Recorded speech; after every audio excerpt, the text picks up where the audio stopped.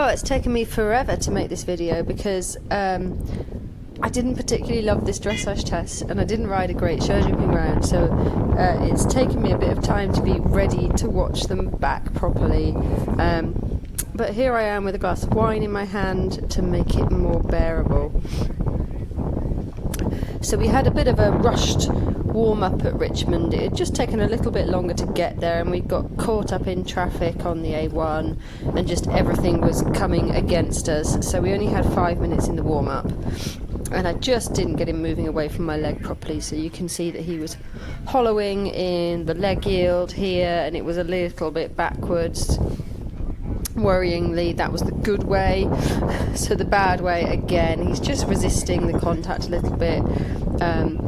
You can see him swishing his tail a little bit when I'm asking him to move away from the leg, and that's just because I hadn't really got him stepping away from the leg in the warm-up effectively, and then it was even worse in the test. The bit we like, the stretching serpentine, that was not so bad, and I got this a little bit more forward than I did at Shelford, so that was probably improved.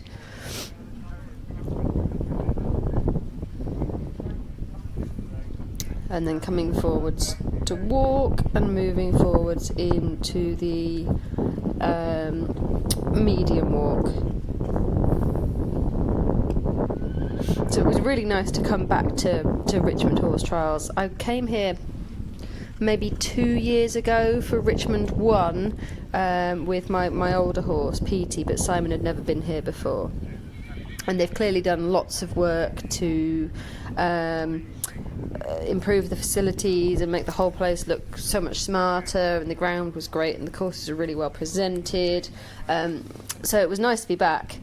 It's a little bit of a trek from where we are in the south of Manchester, but actually it made a lot of sense to come here because Isaac, my 3-year-old, has been being broken in just maybe sort of 10-15 minutes away, and I was ready to pick him up and bring him home, so I was able to make good use of the trip to bring Isaac home at the end of the day. So some saved fuel going backwards and forwards across the M62.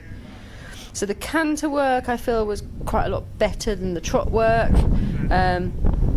which isn't exactly surprising. He has naturally a better canter than his trot, and I was just trying to ride it a little bit more up and forwards than I had at Shelford, but without losing the ability to kind of keep him soft and round and bending around my leg. So see a little bit of medium canter. I'd still like to see more difference in the medium canter in our tests. We've got it at home, so it's really just a case of making it happen on the day. A little early to trot, but then actually the trot is improved for having done the canter work.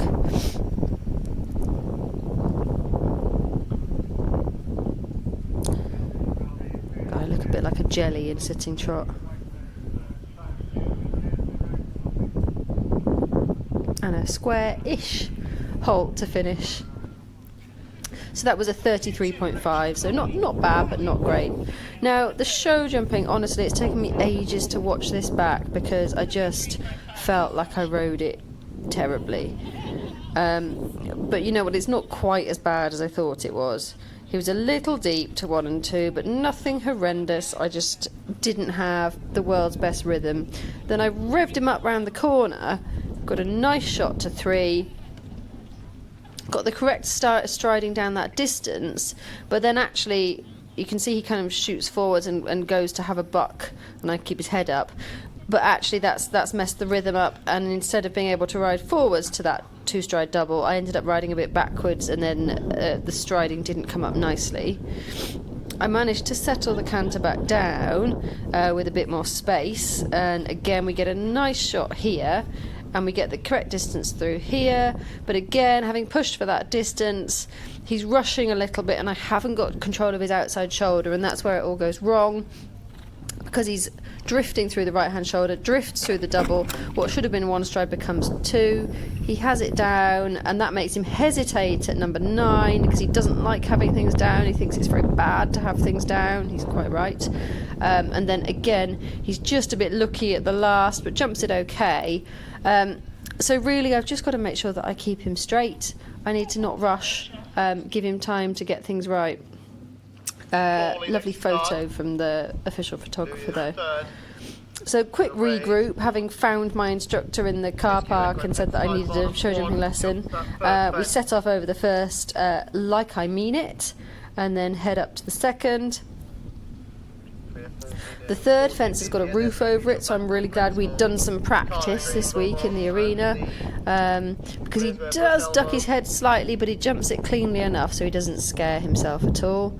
And then we had a nice double that you can barely see here, jumping through the hedge line with 2 strides to a skinny. Nice shot over what was a big parallel that he makes look tiny. And now in a distance you can see us coming through the coffin.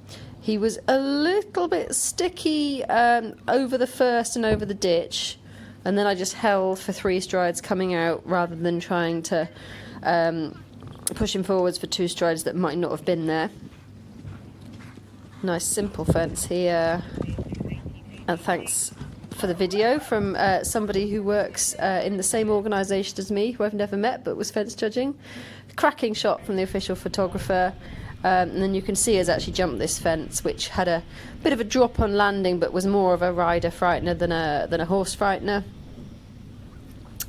And I'd been pushing for the time all the way around here, and ultimately we only came home 2 seconds over the time, so that was just 0.8 time penalties. So we finished on 38.3, I think. What's slightly frustrating though is that if we'd have been just 1 second faster, we'd have been in the top 10, and if that pole hadn't come down, if I'd have kept him straight, he'd have been 5th. So that was £74 that pole cost me, so I should really learn to ride better.